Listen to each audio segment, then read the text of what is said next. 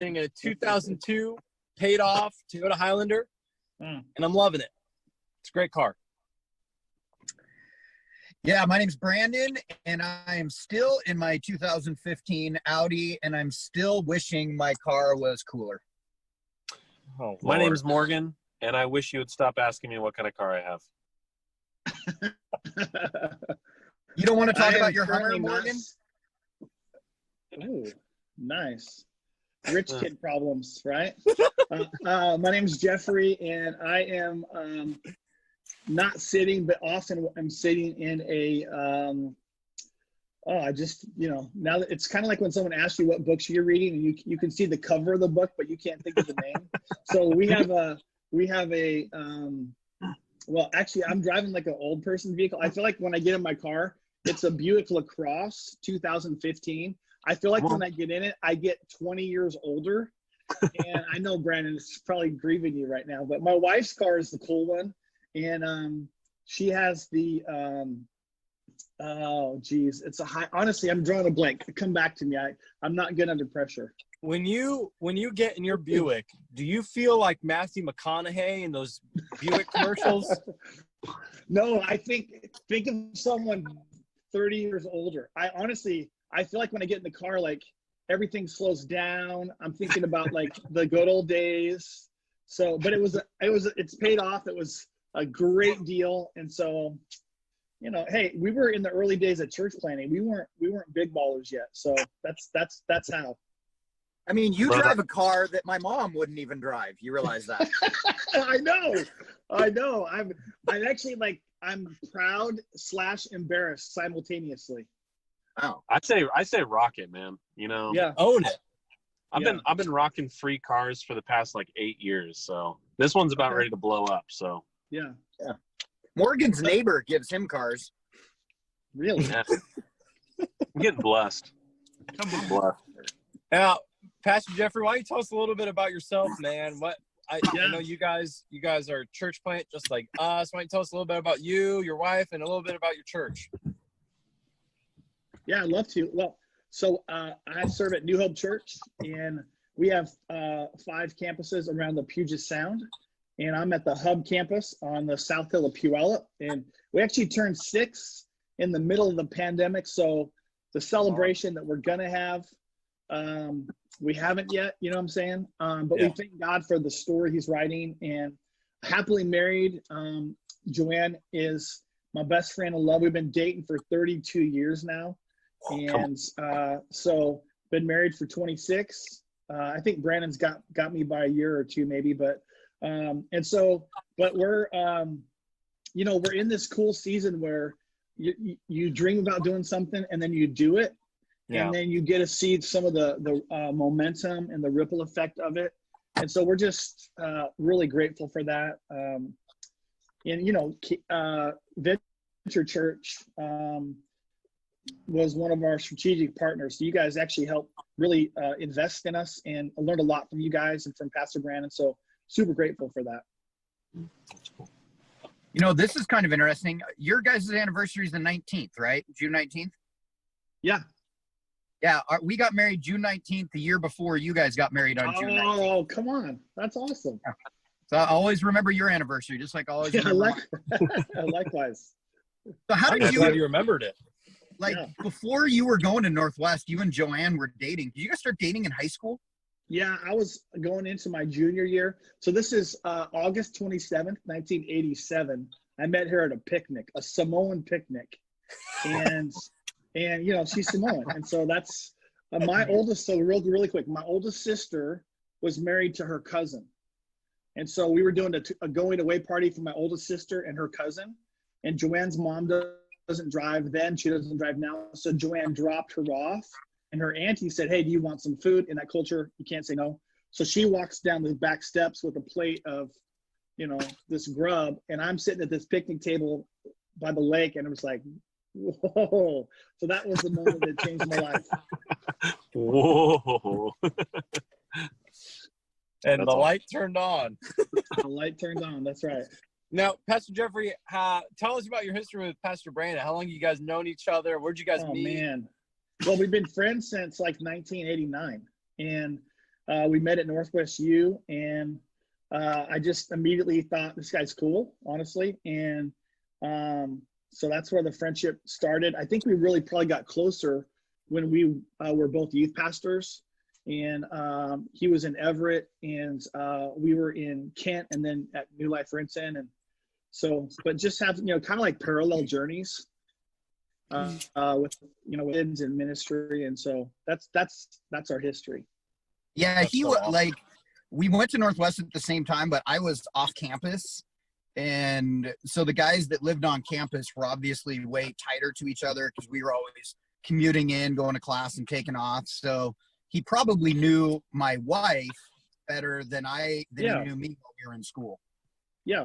Yeah. Di and I had a class, I don't know what it was, but our freshman year, and that's where we became friends.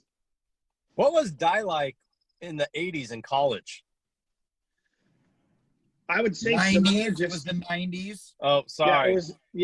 I said 89 because that's when I graduated, but just like kind, and yet also like a strong person, Oh. The Some things same. never change.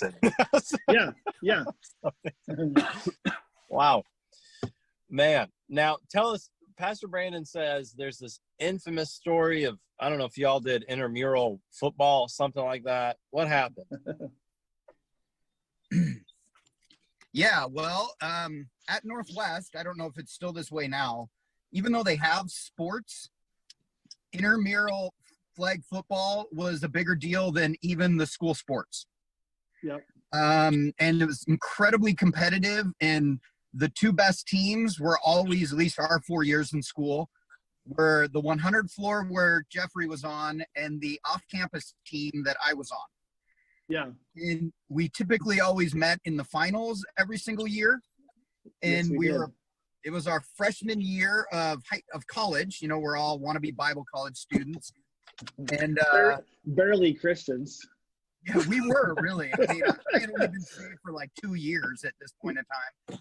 Yeah. And we were playing his team, and the game was pretty close, but they were winning, and it was kind of the last play of the game. And so their team, whenever they would score a touchdown, they would gather in a circle, and they would quack like ducks. And it just, our team, we found it very offensive. And yeah. so It was like the Mighty Ducks. So they had scored a touchdown, and we're doing this really cheesy duck dance. And the referee just blew the whistle, let us hike the ball. And so they pitched the ball to me, and I'm running around to the end zone. And a big Samoan dude on his team found it offensive, ran over, tackled me, and threw me to the ground. And it led to a full-on bench-clearing brawl. Yes. Freshman year, all we want to do is all of us want to be ministers. And Right. we are all like beating Lord. the snot out of each other. And then we ended up getting rebuked multiple chapels in a row about it. They almost canceled the intramural program, all these things. Oh my gosh. Yeah. Oh, Lord. Brandon was really fast and, like now, confident. And so when Paul Salima was the guy who hit him, and Paul was probably, he's 6'3", he probably was at 250. And he probably bent, I'm not exaggerating, it's Samoan dude. He benched probably close to 400. And so he was unnecessarily rough. And Brandon's crew came to his aid. And then we had several guys who weren't saved, who were on our floor, who were hooligans. And so things got a little heated. Slightly. Now, did you guys make up after all this, or were you guys always cool with each other through it all? I never had anything against Brandon. I think some of our guys that were a little bit more intense kind of had some issues, but yeah. Hey, I weighed 140 pounds in college. I was super fast, but weighed 140 pounds. When the brawl started and there's big, huge Samoan dudes, I stood on the outside and just cheered our guys on. Yeah. And I'm not really a fighter either. So I was like, man, I probably was standing next to Brandon. I don't know. So the irony was, and you alluded to this earlier, the only team we lost to my 4 years of college were his team. We never beat his team. I think we beat him once in the regular season. our senior year, and then we lost to them in the championship again. Like the Chicago Bulls and the Detroit Pistons, man. You just couldn't get over the hump. Oh, Lord. Couldn't get over the hump. I was funny because interested. Yeah. I actually cared more about that flag football team than I did my own high school football team. Well, you know, I don't think that it's as I don't think that it's as hyped up anymore. Okay. I've got the sense that it's taken a couple. It's gone down in competitiveness a little bit. Yeah, I think like the big sport at Northwest now is like what, ultimate frisbee, something like no contact at all. Well, we had a girl living with Nicole and I for a little while who went to Northwest, and she said that she played on the intramural football team, and she dressed up in a whale costume and played. So I think that might be a little bit of a glimpse into the competitiveness. Yeah, it's changed a little bit, I think. Wow. Yeah. Those are the days. We did have, I mean, the crew that went to NU with us, I mean, it was really incredible. The guys that graduated with us, they don't talk about our graduating class very much, but we're all pastoring large churches all over, like almost all of us. Mm-hmm. It was a cool group of folks. Yeah, who are some of those people? Maybe our watchers might know them, or our viewers. I mean, Wes Davis graduated with us, Brian Dolman. Do you remember who else? Yeah, Del Chittum. Yeah. It's awesome. Those solid dudes. Now, you guys served more, you know, your relationship kind of grew more and more when you guys were in youth ministry together. Did you guys ever like do an event together or something, or like a summer camp or something like that? Oh yeah. Brandon spoke at a lot of our stuff, and we did some camp stuff together, and yeah, you know, it's fun when you get as you guys know, do stuff with friends, and you're not inviting them because they're your friend, but because, you know, God's using them mightily. The fact that they're your friends, like a bonus. So that was, even as I was DYD, Brandon spoke at, I think, basically most of our stuff. Yeah, I think you came and you did a bunch of stuff for me in Modesto too. Yeah. Didn't you go? I'm pretty sure you were there a few times. Now, I still remember when, Jeffrey, you were the DYD when I was a senior in high school, because I still have nightmares of you and Brad Fox dunking on me, thinking that I was the man playing high school basketball. So I think, and I so appreciate you lumping me in on the dunking thing, but that was really probably more Brad Fox. Maybe that was just Brad. No, I can touch the net super easy, but Brad, he still can dunk, you know, he's got hops. I just remember getting thoroughly humbled. Okay. Senior in high school. Tony, can you touch the net? You know, last time I played basketball, I dislocated my shoulder and no one cared. And I walked off to the sidelines, and Morgan, I kid you not, Morgan looked at me and said, "What are you doing? Get back here." Yeah, I dislocated my shoulder. Well, you couldn't sub out right then. I mean, we didn't know what was going on. All right, let me tell the story, because this is such a great story. Lord. Okay, so we're playing pickup basketball. We're in a little basketball league at a church league nearby, and Tony, rocking his Jordans, you know, out there playing ball with the boys, and you know, just really giving them everything he had. He was like the Dennis Rodman of the team, I would say. You know, I was rebound king, man. Brought in the bad boy spirit, rebound, good timing on that, and just power defense. Yeah, and I can see that. Tony, yeah, he really brought the fury, I would say. Feisty. And Tony, on one occasion, went up for a rebound. When I say went up for a rebound, I mean like extended his arms. He didn't really jump very much, but he extended his arms in an upward motion, and the ball, I'm pretty sure, the ball hit his hand and dislocated his shoulder. And so Tony, you know, like somebody else grabs the ball, and Tony's kind of like, you know, like running around, like, and we're like, dude, what are you doing? You know, and he's trying to like sub himself off in the middle of the play. And so I get mad at Tony. I'm like, Tony, get down the court. Like, we're playing basketball.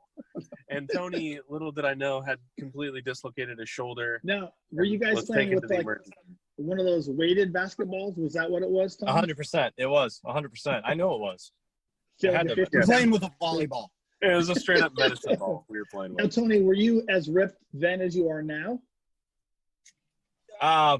Wow. First off, not even close to that. You know, there was a season, Jeffrey, and maybe you went through this too. When I got married, I put on about 30 pounds in a year and a half. Yeah. So when I'm playing basketball, the man boobs are flopping everywhere. I've got the belly fat. It's kind of doing like a seismic wave thing. My left ankle is swollen and twisted. Yeah. I was not coordinated. I had put on 30 extra pounds. It might have not even been the basketball hitting his arm that dislocated. It might have just been all that movement happening. I'm not sure what it was. Jeffrey, you still remember? Okay, You know what it's like when after youth on a Wednesday night, everybody goes to Applebee's. It's $5 for wings. Oh, yes. The mozzarella sticks. I mean, come on. I still have a little baby weight from when we had our boys, and that they're 20, 24, and 21. So I feel you. Yeah. Slowly working it off. Times have changed. Yeah, I worked at churches that didn't pay me enough so I could go buy Applebee's afterwards. Tony, why don't you tell them the story about where you dislocated your knee standing up in your office? And then we can switch back to Jeffrey. But this is pretty good, Jeffrey. You got to hear. This is my youth guy. So proud. Okay. I don't know why Tell we're the even story. here. I don't care about this episode anymore. Long story short, Jeffrey, I had a pre-existing condition. I was at a winter camp 2 years before, and one of the Jorgensen boys, Russ Jorgensen's son, jumped on my back, and I fell down, and I fell on a sheet of ice. And ever since that moment, I can never bend my knee back. I don't know what was wrong with it. And Pastor Brandon, fast forward a couple years later, Pastor Brandon is in Israel with a ton of people from the church. And he left like our worship guy in charge. So it's like me and the worship guy and the kids guy. We're all sitting down. And I'm sitting on like a table. And underneath the table is like a swivel chair. And I'm putting my knees back and forth, back and forth. And I swiveled my knee and it locked.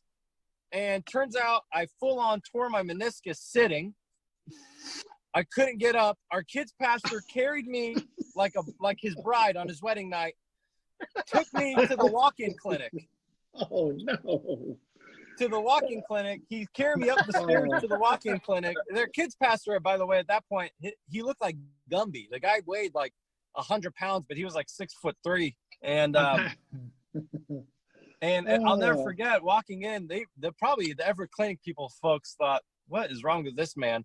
So I tore my meniscus. I did immediate surgery on it like 2 weeks later. And then we hopped on a school bus, where we took 30 kids on a ministry tour down to California.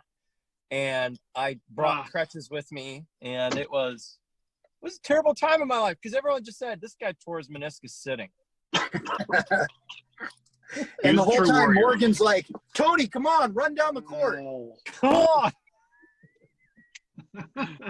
Tony was a true on that warrior. trip, though, I got in trouble because I was holding up our group so many times. There was one night, Nicole, Pastor Morgan's wife, she said, dude, you are slowing us down. You need to pick it up. I get you tore your meniscus. Oh, my goodness. All right, Jeffrey, I'm dying to know this. What's it like having your son on your staff? Oh, honestly. Okay, so here's the deal. I didn't know.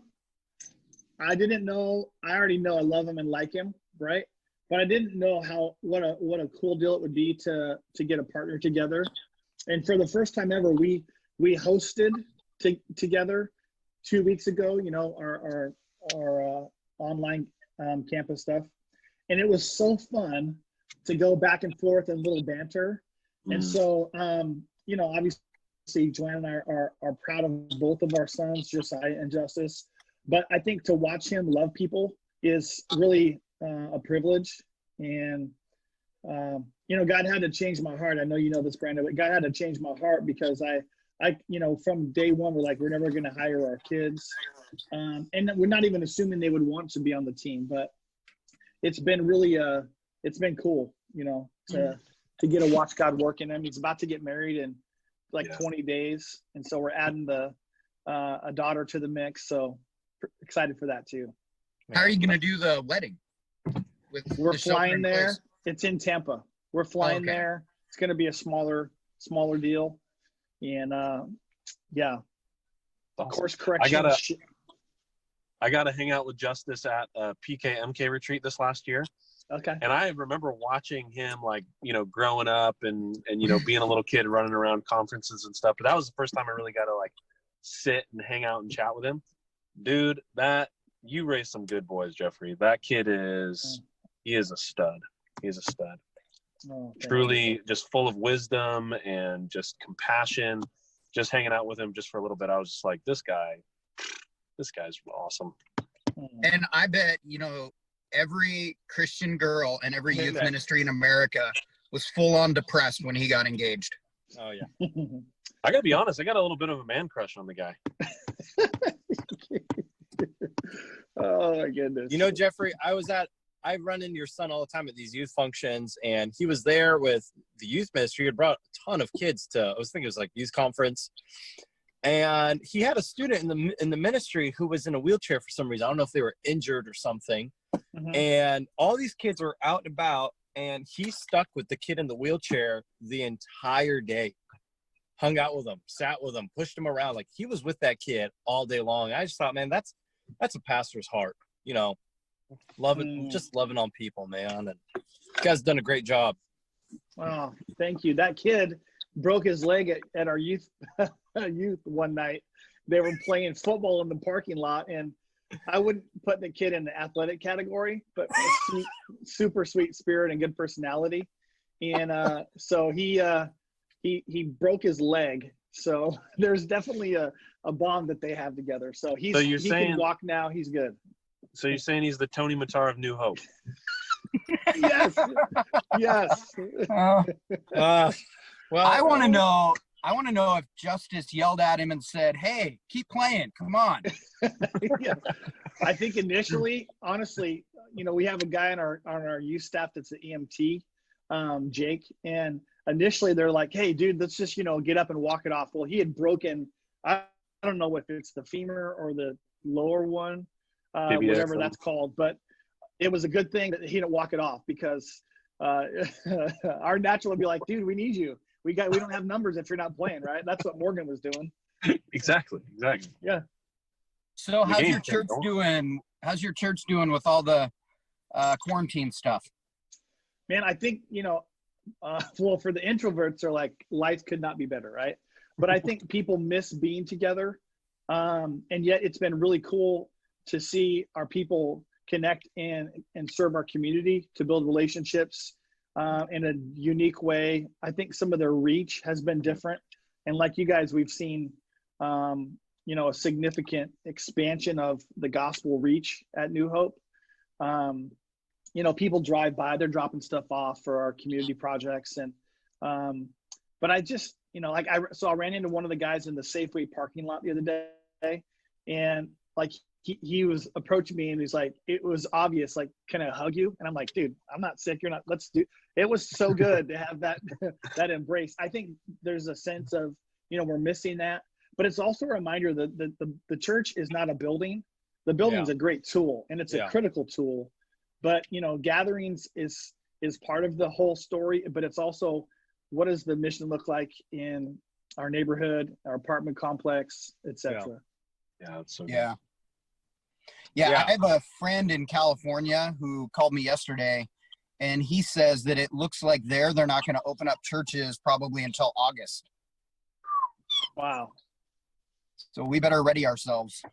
Yeah, we got a couple of contingency plans in motion that, you know, like you guys, that depending on, even I think they're going to probably roll out the initial of a set number, which won't work for most campuses, but we'll see.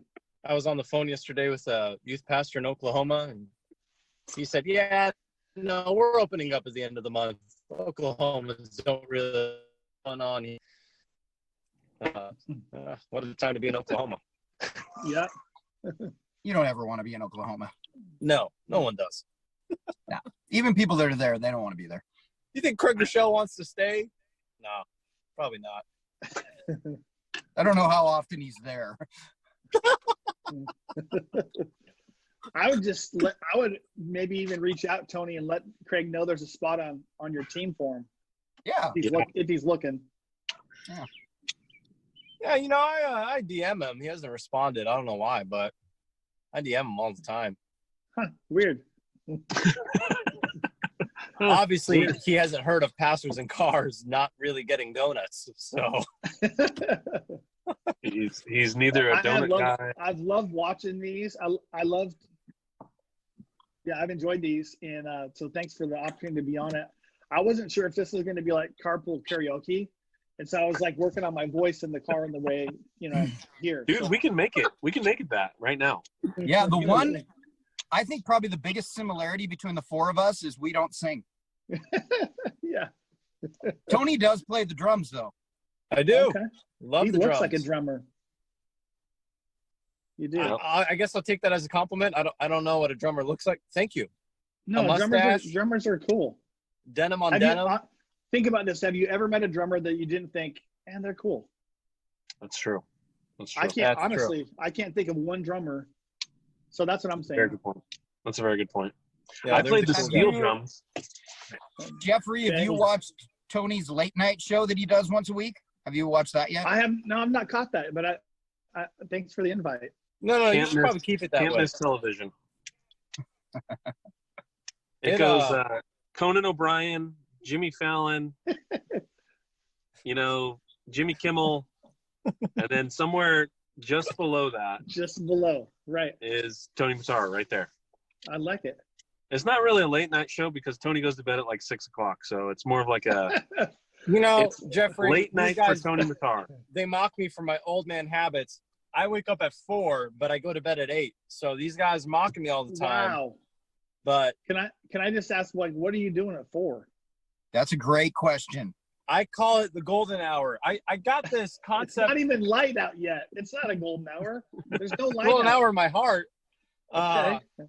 I got this concept of maximizing your morning like 2 years ago, and I wake up for the first hour, it's just Bible and prayer, and then for the second hour, it's just working out, and then shower. So that way I don't feel rushed. Jeez. Okay. By the time 7 a.m. hits, I take back.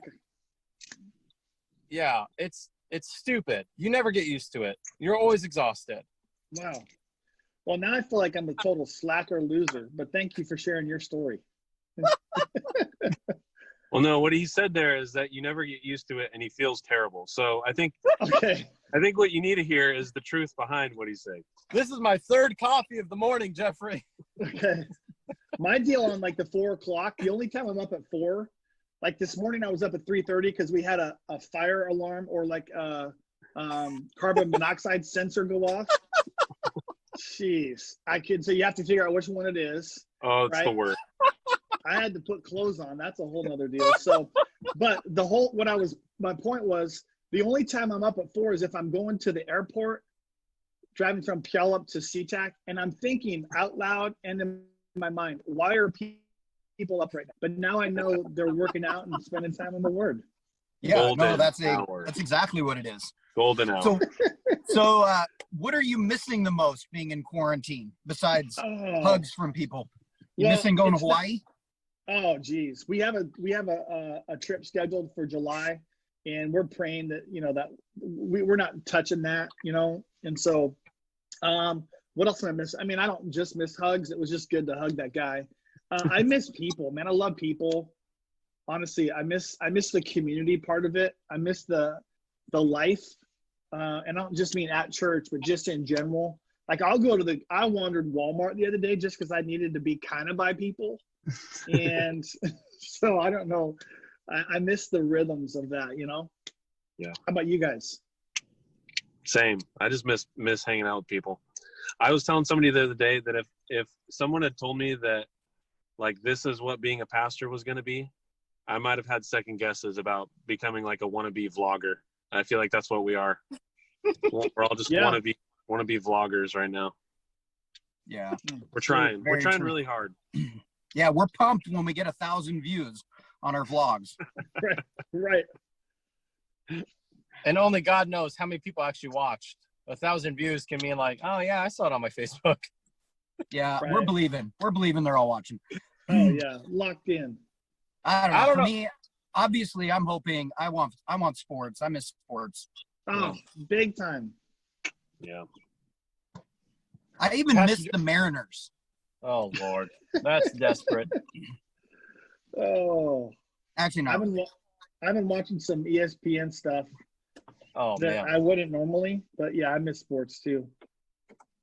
I was watching the other day. They have so much like random stuff on. They had the World Series of Tetris on.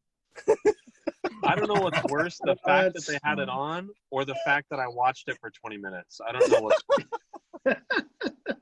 Is it like when you don't have to watch commercials, but you end up because you forgot you don't have to watch them? Yeah, it's literally just like you're like, oh wow, okay, this is still happening, and then it's 20 minutes gone, and you're like, wow, that was crazy. Some guy Do they named have Spider play-by-play guys? Are there Yeah. play-by-play guys? That's what was so fun about it, is that they were like seriously getting hyped over it. Huh. Yeah, it's great. It's great television for sure. Okay, what about? Have you guys watched The Last Dance yet? That's the Phenomenal. best. The best. Just Oh the my first God. two. I watched episode 4 and wept like a baby. Oh, Wow. don't tell me why. Don't say why. Yeah. I'm watching them with our boys, so it's whenever they're home. Mm. It's really, really, really good. Like, just what's the synopsis? Not ruining it. Is it about his dad? What's it about? No, I mean I don't know. These things always make me cry. It's when they finally broke through and won the championship. You know? Oh yeah. We know they won the 6, first one. so Yeah. the first first one. Is one. when he's hugging and kissing the trophy. Yeah. So I mean, you yeah. remember because you I and I do. were in high school during all this, and this was like Michael Jordan is best player in the NBA, but he can't win, and Magic can win and he can't, and then when he wins, he really wins. Yes. Can I ask this? Because Brandon and I went from short shorts to long baggy shorts, and I know Tony and Morgan, are you guys short guys now? No, I'm not a short guy. I might rock the short shorts if I had those, like, they wear like the Under Armour stuff with it now. Yeah. It's a kind of cool look. I just, I got some thunder thighs. I don't think anyone wants that. Jeffrey, people assume because I'm Arab, I can just handle heat. But the reality is I've been living here my entire life. So less clothing is always good for me. And I dig the short shorts, man. I'll show off these puppies. Why not? Yeah. That is something I don't want to see. Can you So please Jeffrey, never when say you were in high school, did you have the Michael Jordans? No, we didn't. We weren't rich kids. I always tell the story all the time, but every kid on my high school basketball team had the Michael Jordans, but my parents decided to get me the Hakeem Elijah ones instead. So I was the only kid on my team with Hakeem Elijah ones. What were those like? Was that like a KED type thing? KED? Like what?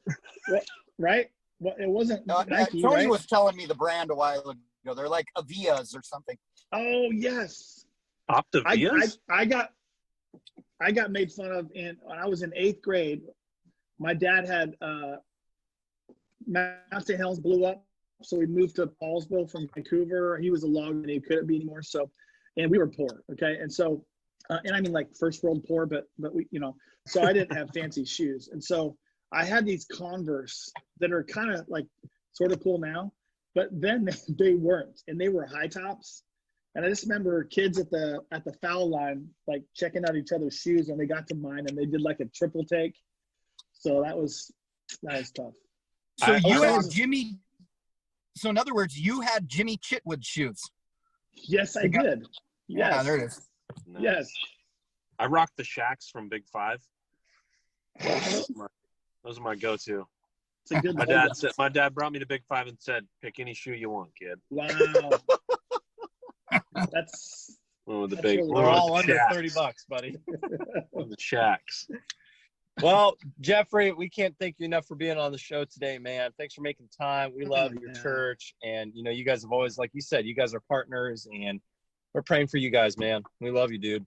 Yes. Well, thank you so much, and I look forward to the next round, and I'll think of my wife's car. I honestly, I cannot believe I can't think of it. So sorry, I failed on that part. It's all good, man. We'll see. It's We'll a see you soon. Maserati. It's a Maserati. I can't remember the year. That's the problem. Yeah. All Here right, comes see the you guys. backlash. Oh, we'll see you, man. All See right, you, later, gentlemen. bud. Okay, see you.